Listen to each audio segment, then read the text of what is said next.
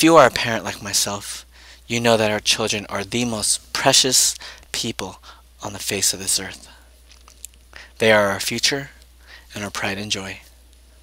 We will do anything to protect them from harm's way and from all the evils of the world for as long as possible, and to help them to live godly and fruitful lives.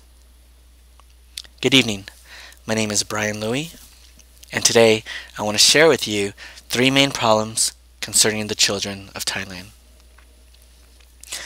The first 2 go hand in hand, and they are child trafficking and the socio-economic imbalance that directly affects the children that live there.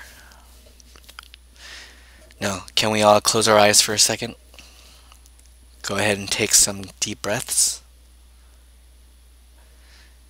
For those of us who are parents, in your mind, I want you to picture your children. For those of us who aren't parents, I want you to focus on a child that you deeply care about. It could be your niece or nephew, a friend's child. Now, as you have those children focused in your thoughts, in your mind, you're watching them grow up right before your eyes. You tell them to slow down and not to grow up so fast because you want to cherish every single moment with this child. You laugh and play with them, and as they come up to you to give you unconditional love and kisses, you think to yourself, I never knew I can love someone as much as I love this child. But as time goes on, for some reason or another, you lose your job, your house, and your family. All that's left is you and this child. You realize that you only have 2 options left. The first is to leave this child, start over, and take care of yourself. The second option is to sell this child so that you can get something out of it since you're going to leave anyways.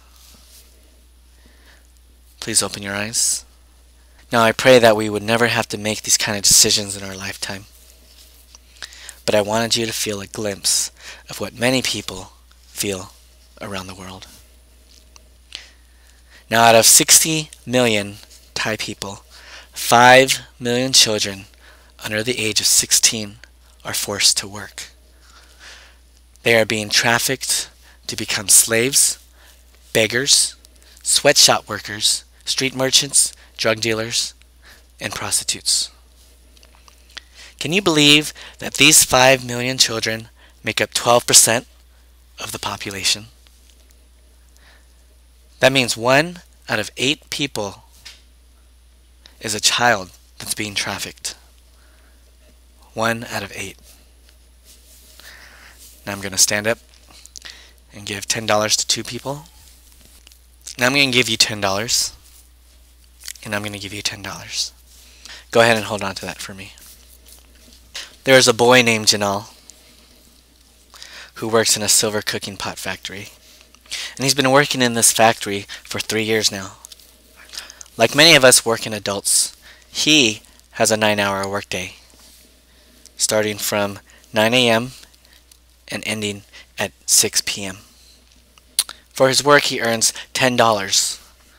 Not an hour, not a day, not even a week, but he earns $10 a month. Now I just gave 2 months worth of this boy's salary. 2 months.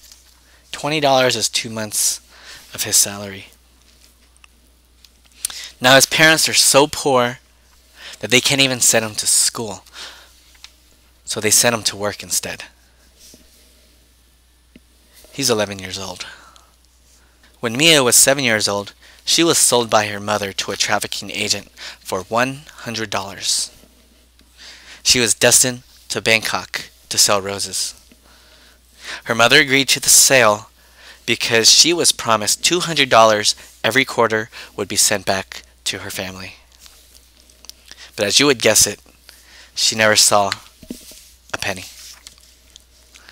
In Thailand, 300,000 minors under the age of 15 are forced into child prostitution. Now, I don't know about you, but to me, that number is just so bizarre. I can't even wrap my head around what 300,000 children even look like. And these children make up 40% of the sex industry's workforce in Thailand. 40%. That's almost half of all the prostitutes that work in Thailand. One thing that I do know is that the physical, mental, and spiritual damage to these children are so severe. Not to mention a culture that accepts prostitution as an acceptable way of living. 1 Corinthians 6:19 and 20 says this: Do you not know that your bodies are temples of the Holy Spirit, who is in you, whom you have received from God? You are not your own. You were bought at a price. Therefore honor God with your bodies. Now our second problem is nothing new, and it's a global problem. All countries have it, even here in the United States.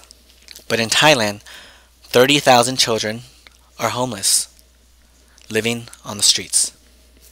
They are children without a home. They are children that don't have anyone to love them. And they are children that don't have any hope for a better life. These children become easy prey to trafficking agents because they are in a position of desperation. If we were in a similar situation where we had no choices, no love, no hope, we might as well be as desperate as these children. Now the last problem that I want to share with you is a very important one. Out of all the people in Thailand, less than 1% of them are Christians. 0.8% to be exact. Joe? John, can you stand up for me, please? So in this room of 250 people, you two are the only Christians in here. Now, this is what 0.8% looks like. 2 people out of 250. Now, how does that make you feel? How does that make any of us feel? As believers, we can be discouraged and see this as a problem. Or we can see this as a tremendous opportunity. A huge opportunity to love people, not with our love, but with God's love, who don't know Him. I want to tell you a story about a girl named Mamika. I met Mamika the second time I visited Khoudy last year. I knew she wasn't there the first time I visited Khoudy because I would have recognized her. She actually left Khoudy that year because she wanted to do her own thing. She wanted more freedom, thinking that life would be so much better outside of Khoudy. She hooked up with a guy who ended up not caring for her after they found out she got pregnant. She was 16 years old at the time, with a newborn. When Khoudy's staff found out, they prayed for her. They prayed for her. And after some time passed, she built up the courage and lowered her pride and asked if she can come back. Just like in Luke 15, where Jesus tells us the story of the prodigal son. There were no I told you so's or guilt trips about her life choices. Just love.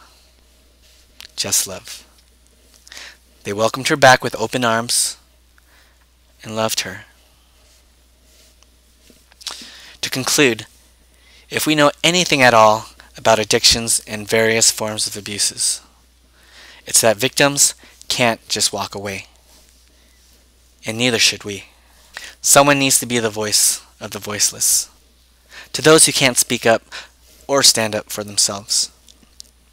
In 1 John 3:16-18, God commands us with a serious responsibility to help those who can't help themselves.